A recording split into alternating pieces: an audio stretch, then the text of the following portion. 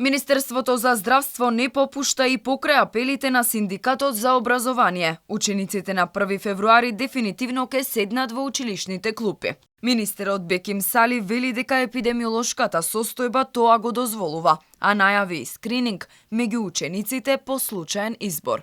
Поред нашите податоци нема да има потреба од изолација, односно онлайн учење во моментов, во овој период, затоа што епидемиолошката состојба се менува секоја недела.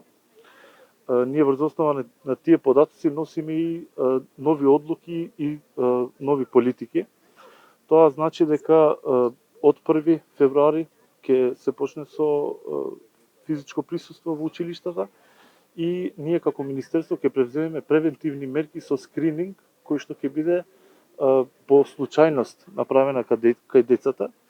И нормално, во зависно од регионот, градот, општина, доколку се појави некоја можна нова епидемија кај деца, ќе превземеме соодветни мерки. Нови рестрикции не се потребни бидејќи имало опаѓање на бројот на заразени со коронавирус, но сепак е потребна кампања за вакцинација, посочи Сали кој денеска ја прими третата доза од ковид вакцината. За хаосот во државните установи каде не може да се најде термин за тестирање, а граѓаните плаќаат и до 2000 денари за тест, упати апел до приватните лаборатории да ги намалат цените. Ако забележувате, секој ден имаме ублажување на, односно намалување на број на ново инфицирани и број на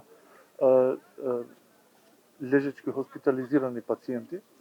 Така да ја се надевам во пократок период веќе нема да има потреба од превземање на конкретни мерки кон лабораториите и останато. Ние чисто ги замолуваме нив, бараме од нив да превземат мерки колку што е можно повеќе да намалат цена која што е финална кон граѓанина. Дека ќе има промени и во составот на Комисијата за заразни болести, Беким Сали најави уште пред неколку дена, но ни денес не откри кои имиња ќе се најдат во староновата комисија. Најави и поголема транспарентност на комисијата, чија последна пресконференција беше пред 9 месеци.